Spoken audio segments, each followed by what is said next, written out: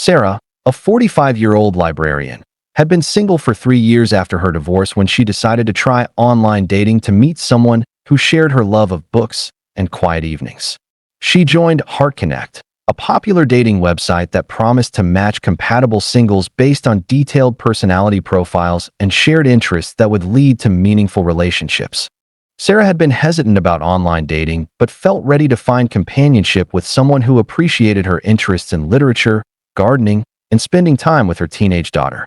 She created a thoughtful profile that honestly described her life as a single mother and her hope to find a genuine partner who valued family and intellectual conversation. Within days of creating her profile, Sarah received a message from David Miller, whose profile showed a distinguished gentleman in his early 50s who claimed to be a widowed professor of English literature. David's photos showed an attractive, scholarly-looking man in various settings, including what appeared to be university campuses and literary events. Dear Sarah, I was immediately drawn to your profile because of your obvious love of literature and your thoughtful approach to life, David wrote in his first message. As a fellow book lover who has spent years teaching English literature, I would be delighted to correspond with someone who appreciates the written word as much as I do. I hope we might discover that we have much more in common than just our love of books. David's messages were intelligent, well-written, and demonstrated apparent knowledge of classic literature that impressed Sarah and made her feel intellectually connected to someone who shared her academic interests.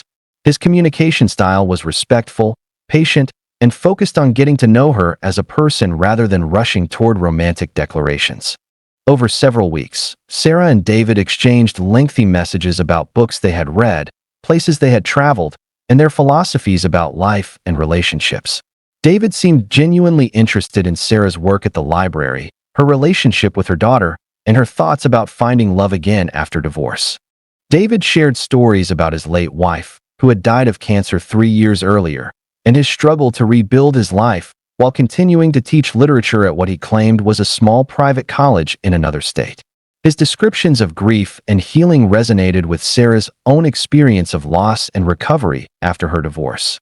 Sarah, I never expected to find someone online who could engage me in such meaningful conversations about literature and life, David wrote after several weeks of correspondence. Your insights about poetry and your perspective on relationships have reminded me that it's possible to connect deeply with someone even when we haven't met in person. I find myself looking forward to your messages more than anything else in my day. David gradually became more personal in his communications, sharing details about his daily life, his struggles with loneliness, and his hope that he might find love again with someone who could understand both his intellectual pursuits and his emotional needs. Sarah felt increasingly connected to someone who seemed to appreciate her mind and her heart equally. However, whenever Sarah suggested meeting in person or having a video call, David always had reasonable explanations for why it wasn't possible at that particular time. He claimed to be on sabbatical, finishing a book about Victorian literature, traveling for research, or dealing with family obligations that required his complete attention for several weeks at a time. I wish I could meet you immediately, but I'm currently in England doing research at the British Library for my book about Victorian women poets, David would explain when Sarah suggested getting together. This research trip is crucial for my academic career, but I should be back home next month. I can't wait until we can finally meet in person and continue these wonderful conversations over dinner. After 2 months of regular correspondence, David began mentioning some financial difficulties he was experiencing related to his research trip and unexpected complications with his travel arrangements. He never directly asked Sarah for money, but he painted a picture of temporary financial stress that was affecting his ability to complete his important academic work. I'm incredibly frustrated with this situation, David explained during one of their email exchanges. The British Library research is going wonderfully, and I'm making discoveries that will make my book truly significant. But some unexpected expenses and problems with currency exchange have left me short of funds to extend my stay and complete the research properly. Sarah felt sympathy for David's apparent academic struggles and wanted to help someone she had grown to care about achieve his professional goals. When she offered to help with his research expenses, David initially declined but eventually accepted her assistance with apparent reluctance and deep gratitude. Sarah sent David $2,500 through an international money transfer service, believing that she was helping a fellow academic complete important literary research while supporting someone she had developed genuine feelings for through their months of meaningful correspondence. However, after Sarah sent the money, David's communication pattern began to change. His messages became less frequent and more focused on additional complications and expenses that were supposedly preventing him from returning home and meeting Sarah as they had planned. When Sarah became suspicious and began asking more detailed questions about David's university affiliation and research project, his responses became evasive and inconsistent. She decided to research his claimed academic credentials and discovered that no professor by that name was affiliated with any of the universities he had mentioned. Sarah also discovered through reverse image searches that the photos David had used in his profile were actually stolen from a legitimate professor's university website and professional materials. The sophisticated literary knowledge he had demonstrated came from copying passages from academic journals and literary criticism websites rather than genuine scholarly expertise. Sarah realized that she had been deceived by someone who had researched her interests and created a fake identity specifically designed to appeal to her intellectual and emotional needs. The months of meaningful correspondence had been an elaborate deception designed to build trust for financial exploitation. Sarah immediately reported the fraud to the dating website, the FBI's Internet Crime Complaint Center, and the money transfer company, though the funds had already been collected and could not be recovered. She also contacted local law enforcement to document the romance fraud for potential investigation. The authorities explained that romance fraud targeting educated, professional women is increasingly common, with scammers creating detailed fake identities that appeal to specific interests and values while building emotional connections over extended periods before requesting financial assistance. Sarah learned that legitimate online relationships involve people who are willing to meet in person within reasonable timeframes, provide verifiable information about their identities and occupations, and never request money for emergencies or travel expenses regardless of how compelling their circumstances seem. The experience taught Sarah to verify people's identities through video calls and independent research before developing emotional attachments, and to be immediately suspicious of anyone who requests financial assistance regardless of how legitimate their explanations appear. Sarah now educates other single women about romance fraud tactics and emphasizes the importance of meeting potential partners in person and verifying their identities through multiple sources before investing emotionally or financially in online relationships. Michael, a 52-year-old divorced engineer, was exploring online dating 6 months after his divorce was finalized when he encountered someone who would challenge his understanding of international relationships and teach him valuable lessons about romance scams targeting recently divorced men. He received a message on Global Love Connections from Elena Petrov, who claimed to be a beautiful Russian doctor seeking a serious relationship with an American man. Michael had been married for 22 years before his divorce and was unfamiliar with modern dating, especially online platforms that connected people from different countries. He was intrigued by the possibility of finding love with someone from another culture who might appreciate traditional values and genuine commitment to relationships.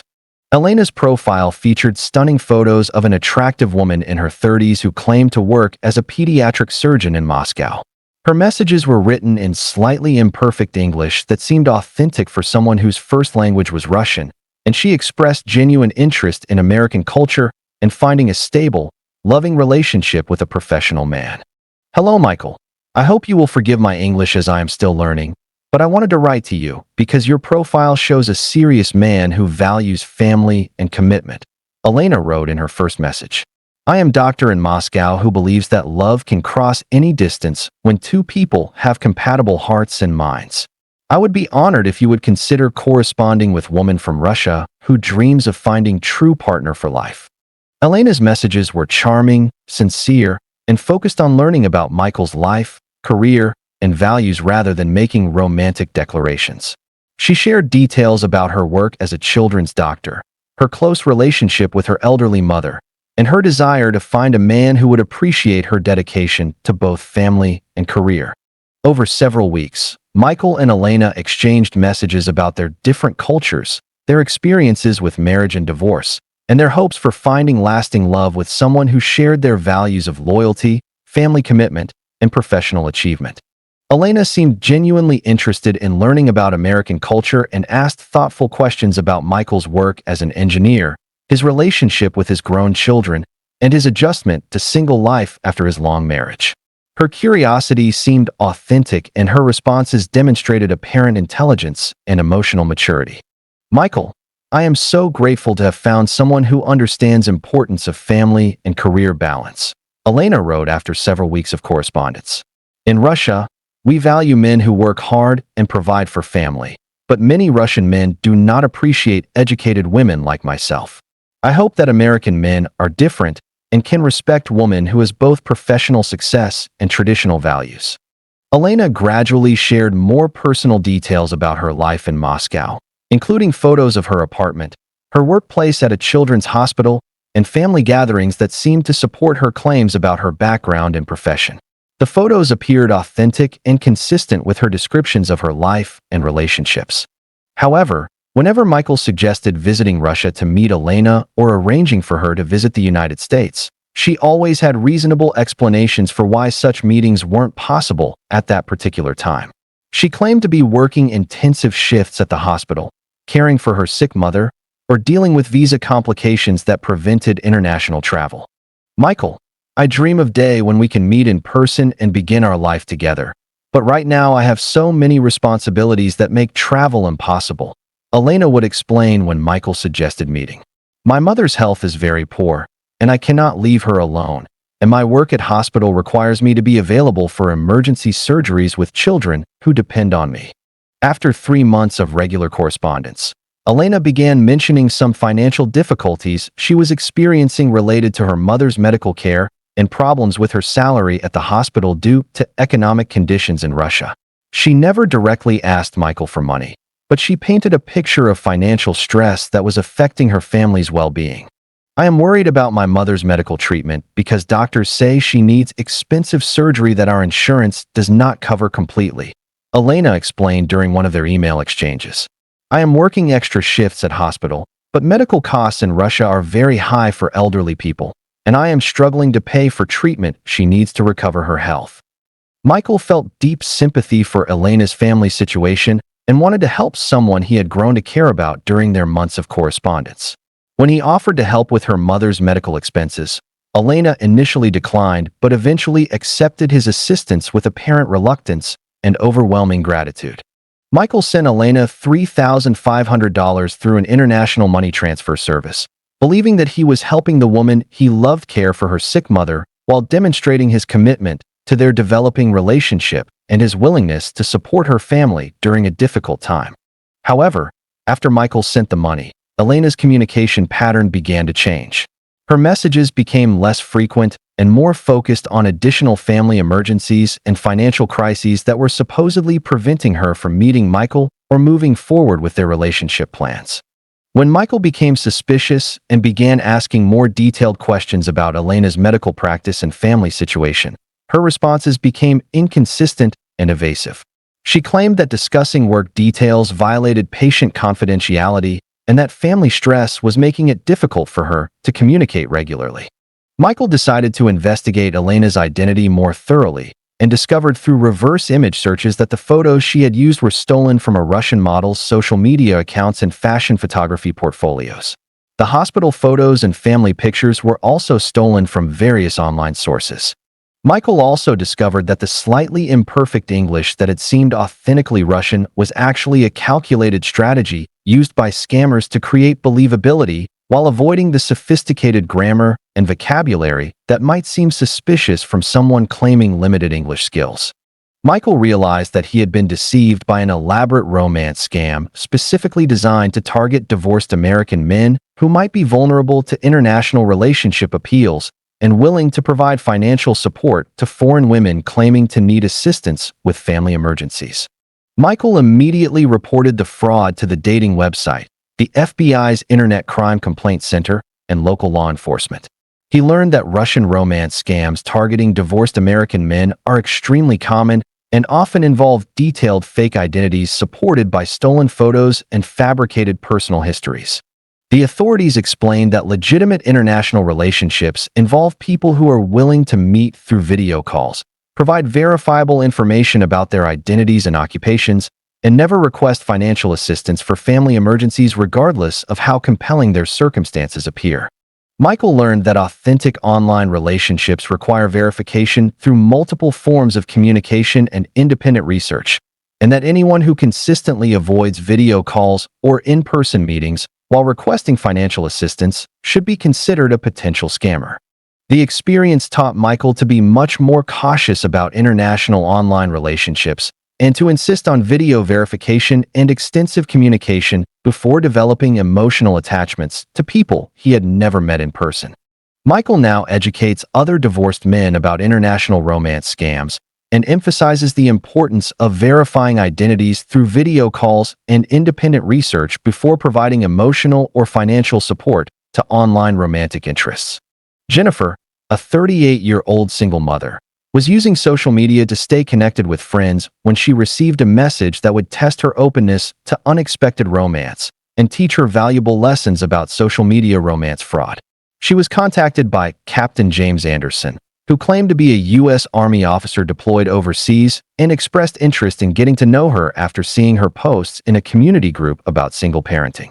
Jennifer had been raising her 8-year-old son alone for 3 years and wasn't actively seeking romantic relationships, but she was touched by what seemed like respectful interest from someone who understood the challenges of military service and family separation. She had always respected military families and felt honored that a soldier would want to correspond with her. Captain Anderson's social media profile showed a handsome man in military uniform with photos from various deployment locations and military ceremonies. His posts included patriotic content, military unit information, and personal reflections about missing home while serving overseas that seemed authentic and emotionally genuine. Hello, Jennifer. I hope you don't mind my reaching out, but I saw your thoughtful posts about single parenting in our community group and was impressed by your strength and dedication to your son, James wrote in his first message. As someone who is serving overseas and missing my family, I have tremendous respect for single parents who manage everything alone while keeping their children happy and healthy. James's messages were respectful, patriotic, and focused on learning about Jennifer's life and challenges as a single mother rather than making romantic advances. He shared stories about his military service, his pride in defending his country, and his loneliness while deployed far from home for extended periods. Over several weeks, Jennifer and James exchanged messages about their different experiences with family responsibility, their values about service and sacrifice, and their hopes for the future when James's deployment would end and he could return to civilian life. James seemed genuinely interested in Jennifer's son and asked thoughtful questions about parenting challenges, school activities, and the rewards of raising children. His interest in her family life seemed sincere, and his respect for her single parenting responsibilities made Jennifer feel appreciated and understood. Jennifer, corresponding with you has become the bright spot in my deployment, James wrote after several weeks of communication. Your strength as a single mother reminds me of the values I'm fighting to protect, and your kindness has given me hope that there are still good people in the world who appreciate service and sacrifice. James gradually shared more personal details about his military career, his family background, and his dreams for civilian life after completing his service obligations. He mentioned that he was scheduled to return to the United States in 6 months, and hoped that he and Jennifer might meet in person to explore whether their correspondence had developed into something meaningful. However, whenever Jennifer suggested video calls or asked specific questions about James's military unit and deployment location, he always had reasonable military explanations for why such communication wasn't possible due to operational security requirements and deployment restrictions. I would love to video chat with you, but our current operational tempo and security protocols make it impossible to have video communication from this location, James would explain when Jennifer suggested video calls. Military communications are strictly monitored, and we're in a forward deployment area where internet access is limited and surveillance concerns prevent personal video calls. After 2 months of regular correspondence, James began mentioning some difficulties he was experiencing with military pay systems and unexpected expenses related to his deployment that were creating temporary financial stress while he was unable to access normal banking services. I'm really frustrated with this situation, James explained during one of their message exchanges. Our unit's pay system has had technical problems for weeks, and we can't access our regular bank accounts while we're in this remote deployment location. I have some emergency expenses that I need to handle, but I can't access my military pay until we return to our main base next month. James never directly asked Jennifer for money, but he mentioned that he needed to send money to his elderly mother for medical expenses and that he was unable to access his military benefits or regular pay while deployed in the current location due to banking restrictions and communication limitations.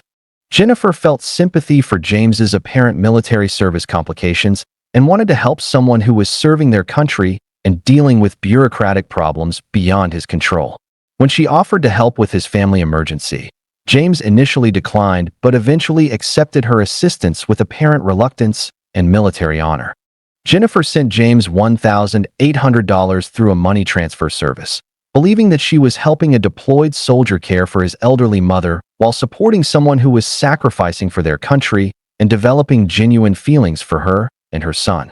However, after Jennifer sent the money, James's communication pattern began to change. His messages became less frequent and more focused on additional deployment complications and military emergencies that were supposedly preventing him from returning home and meeting Jennifer as planned. When Jennifer became suspicious and began asking more specific questions about James's military unit, deployment location, and service record, his responses became evasive and inconsistent with actual military procedures and terminology. Jennifer decided to research James's military claims and discovered that the photos he had used were stolen from a real Army officer's professional military website and social media accounts. The military unit information and deployment details he had provided were either outdated or completely fabricated. Jennifer also learned that legitimate military personnel have established communication procedures and support systems that don't require financial assistance from civilian contacts, and that real soldiers can provide verifiable military identification and unit information when requested. Jennifer realized that she had been deceived by someone who had specifically targeted single mothers with military-themed romance scams that exploit respect for military service and sympathy for deployed soldiers to build trust for financial exploitation. Jennifer immediately reported the fraud to the dating platform, the FBI's Internet Crime Complaint Center, and military criminal investigation services that handle cases involving impersonation of military personnel. The authorities explained that military romance scams targeting single mothers are extremely common, with scammers using stolen military photos and researched military terminology to create believable soldier identities that appeal to people who respect military service. Jennifer learned that legitimate military relationships involve soldiers who can provide verifiable military identification, unit information, and communication through official military channels, and that real deployed soldiers never request financial assistance from civilian contacts.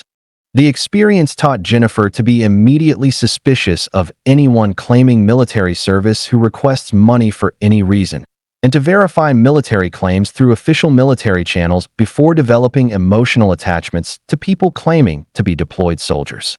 Jennifer now educates other single mothers about military romance scams and emphasizes that legitimate military personnel never ask civilians for financial assistance and can always provide verifiable proof of their service and identity through official military channels.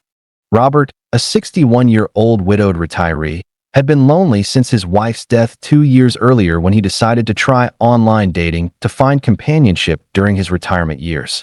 He joined Golden Years Love, a dating website that claimed to specialize in matching mature singles who were seeking meaningful relationships based on shared life experiences and common interests. Robert had been married for 35 years and was unfamiliar with online dating, but his adult children had encouraged him to consider finding someone to share activities and companionship as he adjusted to retirement and life without his beloved wife. He was looking for friendship that might develop into romance with someone who understood the challenges of starting over later in life. Robert received a message from Margaret Williams, whose profile showed an elegant woman in her late 50s who claimed to be a retired teacher interested in travel, gardening, and spending time with family. Margaret's photos showed an attractive, well-dressed woman in various settings that suggested an active, cultured lifestyle. Dear Robert, I was touched by your profile because I can see that you're someone who values family, loyalty, and the simple pleasures of life. Margaret wrote in her first message. I lost my husband 4 years ago, and I understand how difficult it can be to imagine finding love again after sharing so many years with someone special. I hope we might discover that we have enough in common to build a friendship that brings joy to both our lives.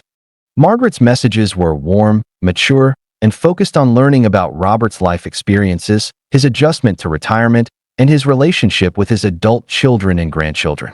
She shared stories about her career as an elementary school teacher, her love of gardening, and her desire to travel to places she had always dreamed of visiting. Over several weeks, Robert and Margaret exchanged messages about their marriages, their experiences with loss and grief, and their hopes for finding companionship during their retirement years. Margaret seemed to understand the challenges of adjusting to widowhood and offered encouragement about the possibility of finding happiness again. Margaret demonstrated apparent knowledge of retirement planning, Social Security benefits, and the financial challenges facing seniors on fixed incomes. Her insights about managing retirement finances and planning for healthcare costs seemed knowledgeable and aligned with Robert's own concerns about financial security during his golden years. Robert, it's so refreshing to correspond with someone who understands the realities of retirement and the importance of financial planning for our later years, Margaret wrote after several weeks of communication. Too many people our age are unprepared for the costs of healthcare and the challenges of living on fixed incomes, but I can see that you've been responsible and thoughtful about your retirement security. Margaret gradually shared more personal details about her financial situation, mentioning that she was comfortable but not wealthy, and that she was careful about managing her retirement savings and teacher's pension to ensure that she could maintain her independence and enjoy her remaining years without becoming a burden to her children. However, whenever Robert suggested meeting in person or having a phone conversation, Margaret always had reasonable explanations for why such contact wasn't possible at that particular time. She claimed to be caring for her elderly mother, dealing with health issues that required frequent medical appointments, or traveling to visit family members who live far away. I would love to meet you in person, but I'm currently staying with my elderly mother who is recovering from surgery and needs constant care, Margaret would explain when Robert suggested getting together. Once she's back on her feet and I can return to my own home, I hope we can finally meet and see if our online connection translates to compatibility in person. After 3 months of regular correspondence, Margaret began mentioning some unexpected financial difficulties she was experiencing related to her mother's medical care and complications with her teacher's retirement benefits that were creating temporary cash flow problems despite her generally secure financial situation. I'm really stressed about this situation with my retirement benefits, Margaret explained during one of their email exchanges. The pension fund administrators claimed there's been an error in my benefit calculations, and they've temporarily suspended my monthly payments while they review my file. I have enough savings to manage for a while, but my mother's medical expenses are much higher than expected. Margaret never directly asked Robert for money, but she mentioned that she might need to liquidate some of her retirement investments at unfavorable terms to cover her mother's medical expenses while waiting for her pension payments to be restored to their correct amounts. Robert felt sympathy for Margaret's apparent bureaucratic problems with her retirement benefits and wanted to help someone he had grown to care about during their months of meaningful correspondence. When he offered to provide temporary financial assistance until her pension situation was resolved, Margaret initially declined but eventually accepted his help with apparent reluctance and gratitude. Robert sent Margaret $4,500 through a bank transfer, believing that he was helping a fellow retiree manage temporary financial difficulties while supporting someone he hoped to build a lasting relationship with during their retirement years. However, after Robert sent the money, Margaret's communication pattern began to change. Her messages became less frequent and more focused on additional complications with her pension benefits and family medical emergencies that were supposedly preventing her from meeting Robert or returning his financial assistance.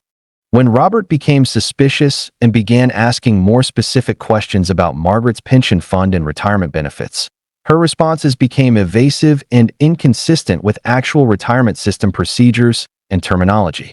Robert decided to research Margaret's identity and discovered through reverse image searches that the photos she had used were stolen from a retired teacher's memorial website and social media accounts belonging to someone who had died several years earlier. Robert also discovered that the detailed knowledge of retirement planning and Social Security benefits that had seemed so authentic was actually compiled from senior-focused websites and retirement planning guides rather than genuine personal experience with retirement systems. Robert realized that he had been targeted by someone who had specifically researched the concerns and vulnerabilities of widowed retirees to create a fake identity that would appeal to his desire for companionship and his sympathy for retirement financial challenges. Robert immediately reported the fraud to the dating website, the FBI's Internet Crime Complaint Center, and local law enforcement. He learned that romance scams targeting widowed seniors are extremely common, with scammers exploiting loneliness and retirement financial concerns to build trust for financial exploitation. The authorities explained that legitimate retirement-age relationships involve people who are willing to meet in person, provide verifiable information about their backgrounds, and never request financial assistance for retirement benefit problems or family emergencies. Robert learned that authentic online relationships require verification through phone calls, video chats, and in-person meetings, and that anyone who consistently avoids direct contact while requesting financial assistance should be considered a potential scammer regardless of how genuine their circumstances appear. The experience taught Robert to be much more cautious about online relationships and to insist on meeting potential partners in person before developing emotional attachments or considering any financial assistance requests. Robert now educates other widowed seniors about romance fraud tactics and emphasizes the importance of verifying identities through multiple forms of contact and never providing financial assistance to people met through online dating platforms. Lisa, a 29-year-old marketing coordinator, was new to her city and using dating apps to meet people when she encountered someone who would test her trust in modern dating technology and teach her valuable lessons about romance fraud that targets young professional women. She matched with Dr. Marcus Thompson on a popular dating app, whose profile showed a handsome young physician who claimed to work for Doctors Without Borders on international medical missions. Lisa had recently moved to a new city for a career opportunity and was looking to build social connections and potentially find romance with someone who shared her interest in travel, international cultures, and making a positive impact in the world.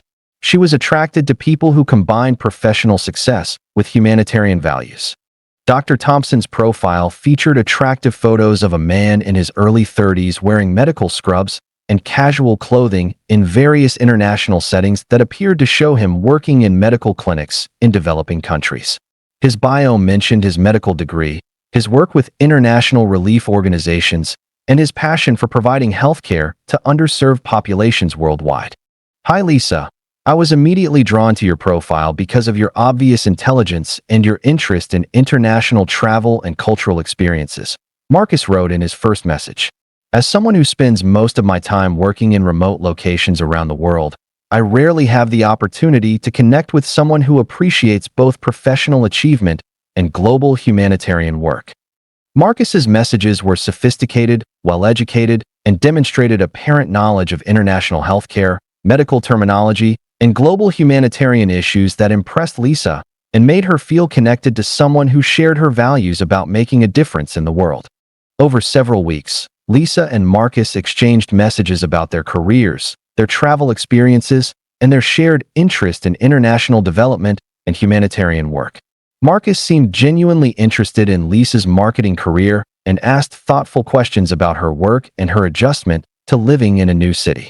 Marcus shared detailed stories about his medical missions to various countries, including specific descriptions of medical procedures he had performed, challenging conditions in remote clinics, and the satisfaction he found in providing healthcare to people who had no other access to medical treatment. Lisa, working in international medical relief has taught me how privileged we are in developed countries, but it's also shown me the incredible resilience and gratitude of people who have so little, Marcus wrote after several weeks of correspondence. I hope someday I can find someone who shares my passion for making a difference in the world and would be interested in joining me on medical missions or supporting humanitarian work in other ways. Marcus gradually became more personal in his communications, expressing interest in meeting Lisa when he returned from his current medical mission and discussing the possibility of building a relationship with someone who understood the demands of international humanitarian work but valued the impact they could make together. However, whenever Lisa suggested video calls or asked specific questions about Marcus's current medical mission location, he always had reasonable explanations related to poor internet connectivity, demanding work schedules, and communication restrictions in remote medical facilities. I wish I could video chat with you, but the internet connection here is extremely unreliable, and when I'm not working in the clinic, I'm usually exhausted and trying to get some rest, Marcus would explain when Lisa suggested video calls. The medical work here is incredibly demanding, and we're dealing with emergency cases around the clock in very primitive conditions. After 6 weeks of regular correspondence, Marcus began mentioning some difficulties he was experiencing with his current medical mission related to supply shortages and funding problems that were affecting the medical clinic's ability to provide adequate patient care. "I'm really heartbroken about the situation here," Marcus explained during one of their message exchanges. "We have critical medical supplies that are stuck in customs due to bureaucratic delays, and patients are suffering because we can't access the medications and equipment we need to treat serious conditions properly." Marcus never directly asked Lisa for money, but he described specific medical emergencies and patient needs that could be addressed if the clinic could afford to pay the customs fees and expedite the release of essential medical supplies. Lisa felt moved by Marcus's descriptions of patient suffering and wanted to help support the humanitarian medical work that seemed so important to someone she had developed feelings for during their weeks of meaningful correspondence. When Lisa offered to help with the medical supply situation, Marcus initially declined but eventually accepted her assistance with apparent reluctance and deep appreciation for her commitment to supporting international humanitarian work. Lisa sent Marcus $2,200 through an international money transfer service, believing that she was supporting critical medical work while helping someone she cared about continue his humanitarian mission to help people in desperate need of medical care. However, after Lisa sent the money, Marcus's communication pattern began to change. His messages became less frequent and more focused on additional medical supply emergencies and funding crises that were supposedly preventing him from returning home and meeting Lisa as they had planned. When Lisa became suspicious and began asking more specific questions about Marcus's medical credentials and the organization sponsoring his humanitarian work, his responses became evasive and inconsistent with actual international medical relief procedures. Lisa decided to research Marcus's claims about his medical background and discovered that the photos he had used were stolen from a legitimate doctor's medical mission blog and social media accounts. The detailed medical knowledge he had demonstrated came from copying information from medical websites and humanitarian organization publications. Lisa also discovered that legitimate international medical missions involve established organizations with verifiable sponsorship, official communication channels, and transparent funding mechanisms that don't require personal donations from romantic contacts to address supply shortages. Lisa realized that she had been deceived by someone who had researched her interests in international humanitarian work and created a fake medical professional identity specifically designed to appeal to her values while exploiting her desire to support meaningful humanitarian causes. Lisa immediately reported the fraud to the dating app, the FBI's Internet Crime Complaint Center, and organizations that monitor fraud involving impersonation of medical professionals and humanitarian workers. The authorities explained that romance scams targeting young professional women often involve fake humanitarian worker identities that combine romantic appeal with opportunities to request money for supposedly charitable purposes. Lisa learned that legitimate international medical professionals work through established organizations that provide verifiable credentials, official communication channels, and transparent information about their medical missions without requiring personal financial support from romantic contacts. The experience taught Lisa to verify professional credentials through official sources and to be immediately suspicious of anyone who requests financial assistance for humanitarian work while avoiding video calls and direct communication. Lisa now educates other young women about professional impersonation and romance fraud and emphasizes the importance of verifying identities through video calls and independent credential verification before developing emotional attachments or providing financial support for supposedly humanitarian purposes. Daniel, a 43-year-old divorced father, was cautiously returning to dating after his divorce was finalized when he encountered someone who would challenge his desire for a stable family relationship and teach him valuable lessons about romance fraud that targets divorced parents. He joined Family First Dating, a platform that claimed to connect single parents who were seeking serious relationships that would be positive for their children. Daniel had custody of his 2 teenage children and was primarily focused on being a good father while slowly considering the possibility of finding a partner who would understand the complexities of blended family relationships and the challenges of single parenting. He received a message from Kelly Martinez, whose profile showed an attractive woman in her late 30s who claimed to be a divorced mother of 1 child and worked as a nurse at a children's hospital. Kelly's photos showed her in various family-friendly settings, and her profile emphasized her commitment to her son and her desire to find a responsible man who valued family relationships. Hi Daniel, I was impressed by your profile because it's clear that you're a devoted father who puts your children first while still hoping to find love again, Kelly wrote in her first message. As a single mother myself, I understand how difficult it is to balance parenting responsibilities with the desire to find a partner who will be a positive influence on our children's lives. Kelly's messages were thoughtful, family-focused, and demonstrated a parent understanding of the challenges facing single parents who were trying to create stable, loving environments for their children while rebuilding their personal lives after divorce. Over several weeks, Daniel and Kelly exchanged messages about their experiences with divorce, their relationships with their children, and their careful approach to introducing new romantic relationships into their family lives. Kelly seemed genuinely interested in Daniel's parenting philosophy and shared similar concerns about protecting children during the dating process. Kelly shared stories about her work as a pediatric nurse, her close relationship with her 8-year-old son, and her cautious approach to dating that prioritized her child's emotional security over her own romantic desires. Her dedication to her son and her professional commitment to children's health impressed Daniel and made him feel connected to someone who shared his family values. Daniel, it's so refreshing to communicate with someone who understands that our children's well-being has to come first in any relationship decision, Kelly wrote after several weeks of correspondence. I've met too many men who don't understand that being a parent changes everything about how we approach relationships, but I can see that you're someone who would never put a romantic relationship ahead of your children's needs. Kelly gradually shared more personal details about her family situation, including her struggles with her ex-husband's inconsistent child support payments and her efforts to provide stability for her son while working demanding shifts at the hospital to support them financially. However, whenever Daniel suggested meeting in person or having phone conversations, Kelly always had reasonable explanations related to her work schedule, childcare responsibilities, or her cautious approach to protecting her son from meeting potential romantic partners too early in the relationship. I would love to meet you, but I want to be sure that we have a solid foundation before I consider introducing you into my son's life, Kelly would explain when Daniel suggested getting together. I'm also working extra shifts at the hospital right now because we're short-staffed and I barely have time for anything besides work and taking care of my son.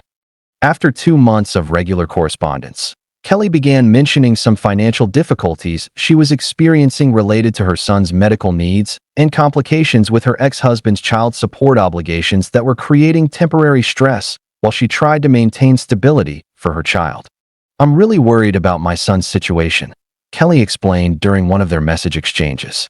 He needs some specialized medical treatment that our insurance doesn't cover completely, and my ex-husband has stopped making his child support payments because he claims he's having financial problems with his business. Kelly never directly asked Daniel for money, but she described specific medical expenses and childcare costs that were creating financial pressure while she tried to provide the best possible care for her son as a single parent with limited resources. Daniel felt deep sympathy for Kelly's apparent parenting struggles and wanted to help someone who seemed to share his commitment to putting children's needs first. As a fellow single parent, he understood the financial pressures of providing for children without adequate support from ex-spouses. When Daniel offered to help with her son's medical expenses, Kelly initially declined but eventually accepted his assistance with apparent reluctance and gratitude for his understanding of single-parent challenges. Daniel sent Kelly $3,200 through a money transfer service, believing that he was helping a fellow single parent provide necessary medical care for her child while supporting someone he hoped to build a family-centered relationship with. However, After Daniel sent the money, Kelly's communication pattern began to change. Her messages became less frequent and more focused on additional family emergencies and medical complications that were supposedly preventing her from meeting Daniel or moving forward with their relationship.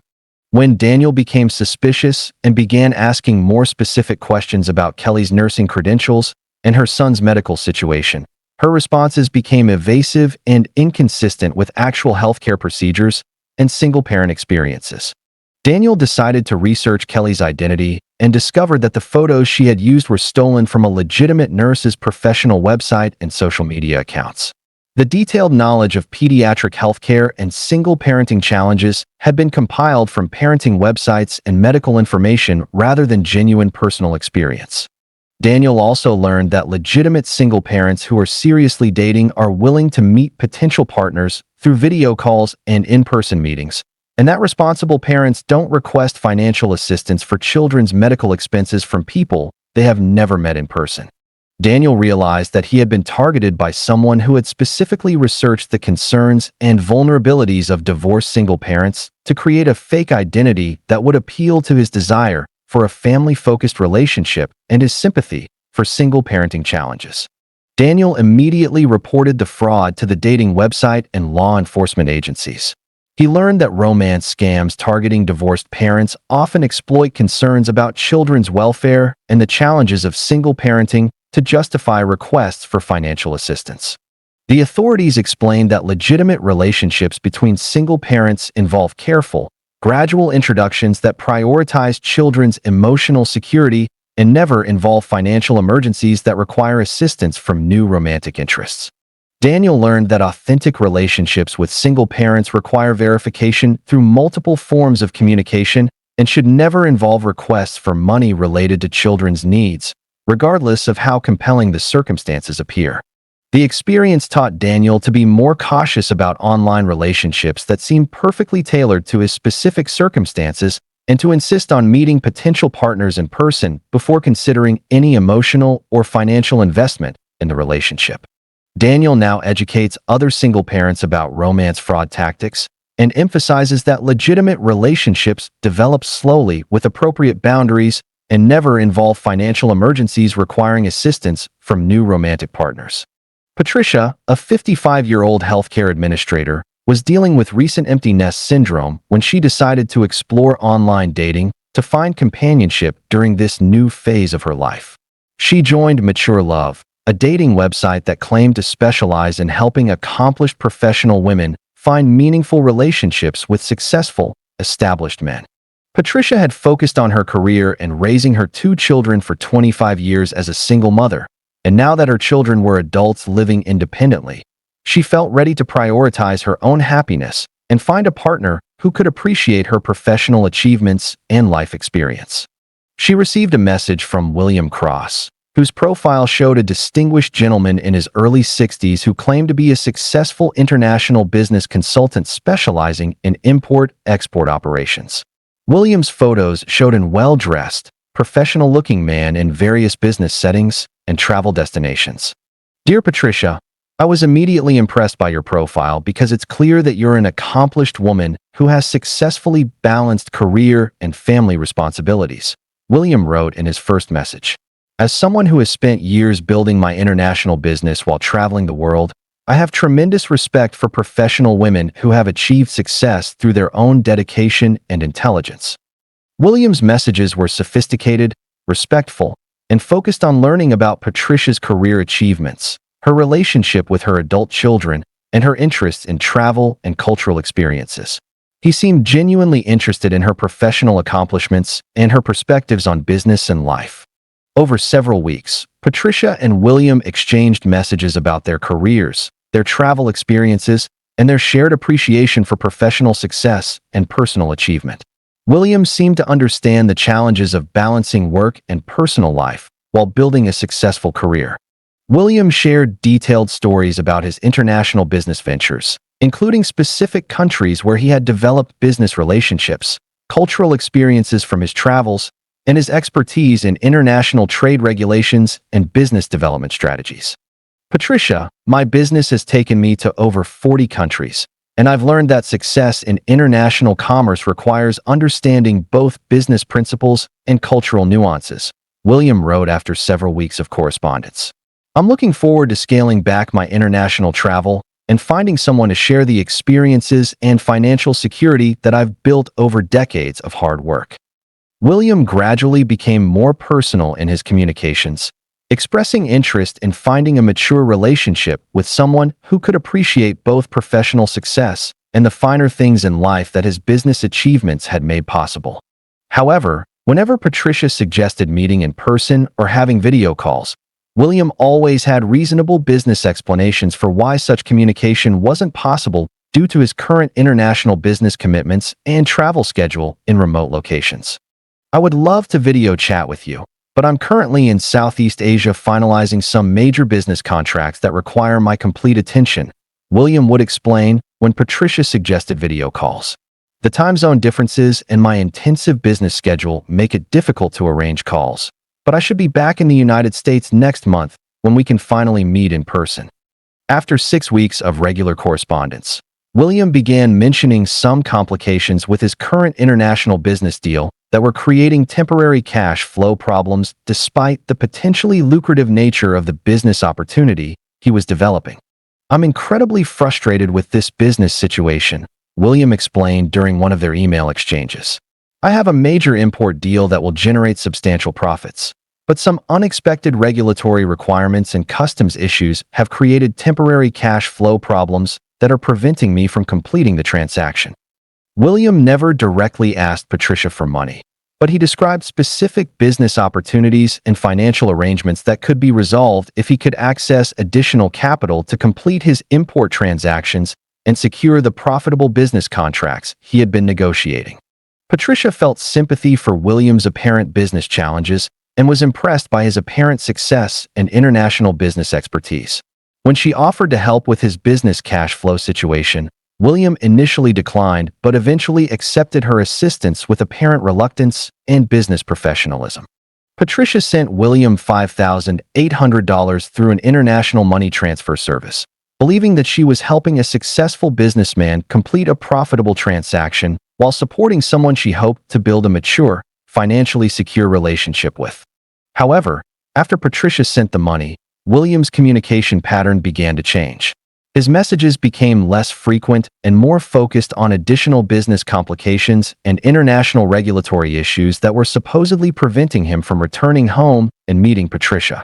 When Patricia became suspicious and began asking more specific questions about William's business credentials and company information, his responses became evasive and inconsistent with actual international business procedures and terminology.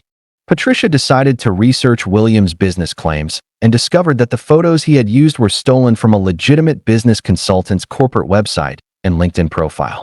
The detailed knowledge of international business and trade regulations came from copying information from business websites and trade publications. Patricia also learned that legitimate international business people work through established companies with verifiable business registration, official communication channels, and transparent business practices that don't require personal financial assistance from romantic contacts to complete business transactions. Patricia realized that she had been deceived by someone who had researched her professional background and created a fake business identity specifically designed to appeal to her appreciation for professional success while exploiting her financial resources through fabricated business emergencies. Patricia immediately reported the fraud to law enforcement and financial regulatory agencies. She learned that business-themed romance scams often target successful professional women by creating fake international businessman identities that combine romantic appeal with seemingly legitimate business investment opportunities. The authorities explained that legitimate business relationships involve verifiable company credentials, official business documentation, and transparent business practices that never require personal financial assistance from romantic contacts to complete transactions.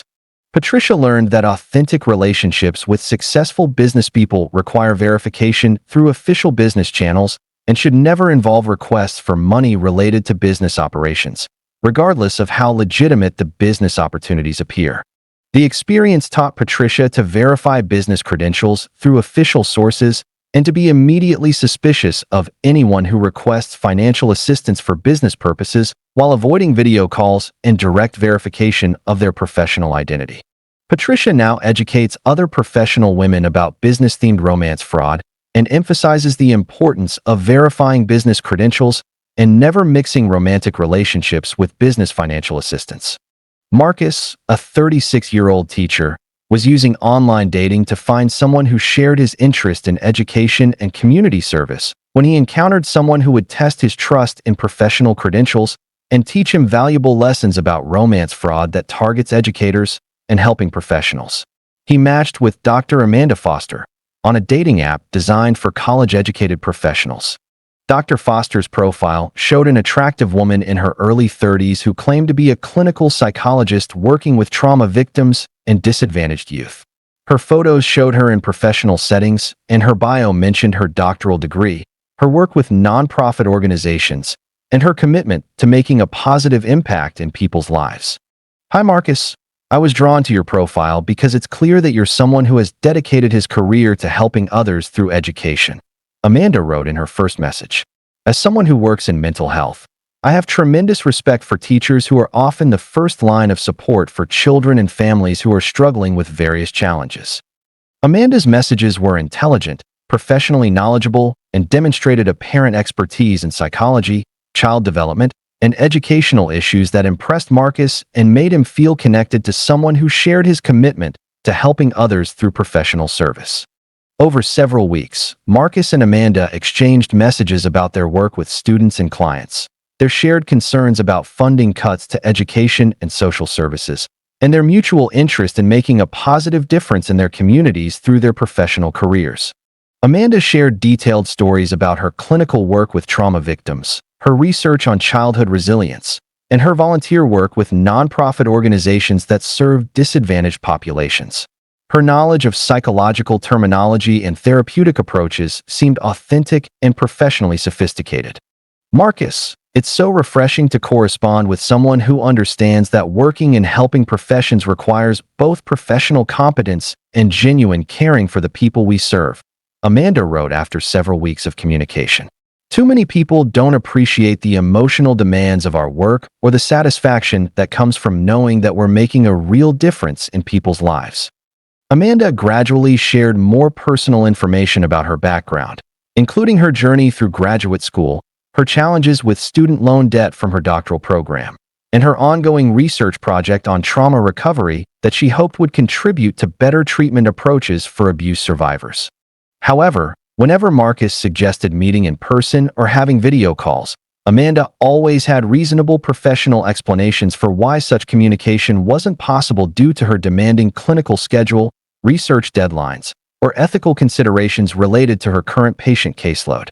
I would love to meet you, but I'm currently working with several high-risk clients who require intensive support, and I'm also trying to complete my research project before an important funding deadline. Amanda would explain when Marcus suggested getting together. My clinical work has to take priority right now because my patients depend on me, but I hope we can meet soon when my schedule becomes more manageable. After 2 months of regular correspondence, Amanda began mentioning some difficulties she was experiencing with funding for her trauma research project and complications with grant applications that were threatening to derail her important work with abuse survivors. I'm really heartbroken about this research situation, Amanda explained during one of their message exchanges. I've been working on this trauma recovery research for 3 years, and it could really help therapists develop better treatment approaches for abuse survivors. But the funding agency has delayed their decision, and I might lose access to the research participants if I can't cover the study expenses. Amanda never directly asked Marcus for money, but she described specific research costs and clinical expenses that were preventing her from completing work that could benefit trauma survivors and advance the field of psychology. Marcus felt moved by Amanda's apparent dedication to helping trauma victims and wanted to support research that seemed so important for improving treatment approaches for people who had experienced abuse and trauma. When Marcus offered to help with her research expenses, Amanda initially declined but eventually accepted his assistance with apparent reluctance and appreciation for his commitment to supporting important psychological research. Marcus sent Amanda $2,700 through a money transfer service, believing that he was supporting important trauma research while helping someone he cared about continue her vital work with abuse survivors and disadvantaged populations. However, after Marcus sent the money, Amanda's communication pattern began to change. Her messages became less frequent and more focused on additional research complications and funding crises that were supposedly preventing her from meeting Marcus or completing her clinical work. When Marcus became suspicious and began asking more specific questions about Amanda's clinical credentials and research affiliation, her responses became evasive and inconsistent with actual psychological research procedures and clinical practice standards. Marcus decided to research Amanda's professional claims and discovered that the photos she had used were stolen from a legitimate psychologist's university website and professional presentations. The detailed knowledge of psychology and clinical terminology came from copying information from psychology textbooks and research websites. Marcus also learned that legitimate psychological researchers work through established academic institutions or clinical facilities with verifiable credentials, official oversight, and transparent funding mechanisms that don't require personal donations from romantic contacts. Marcus realized that he had been deceived by someone who had researched his interest in helping professions and created a fake psychology professional identity specifically designed to appeal to his values while exploiting his desire to support meaningful research and clinical work. Marcus immediately reported the fraud to law enforcement and professional psychology organizations that monitor fraud involving impersonation of mental health professionals. The authorities explained that professional impersonation and romance fraud often targets helping professionals by creating fake identities that combine romantic appeal with opportunities to request money for supposedly charitable or research purposes. Marcus learned that legitimate mental health professionals work through established institutions that provide verifiable credentials, official communication channels, and transparent information about their clinical work without requiring personal financial support from romantic contacts. The experience taught Marcus to verify professional credentials through official licensing boards and professional organizations before developing emotional attachments or providing financial support for supposedly professional purposes. Marcus now educates other teachers and helping professionals about professional impersonation and romance fraud, and emphasizes the importance of verifying credentials through official channels before supporting anyone's claimed professional or research activities. These stories demonstrate that romance fraud exploits our fundamental human desire for love, companionship, and meaningful connection by creating false identities that seem perfectly suited to our emotional needs, life circumstances, and personal values. Always insist on video calls and in-person meetings to verify identities. Never send money to someone you've never met in person regardless of their claimed circumstances, and be immediately suspicious of anyone who consistently avoids direct contact while building emotional intimacy through messages alone. Remember that legitimate relationships involve people who are eager to meet in person, provide verifiable information about their identities and circumstances, and never request financial assistance for emergencies, business opportunities, or family situations. Trust your instincts when something seems too perfect or when someone's circumstances consistently prevent them from meeting you.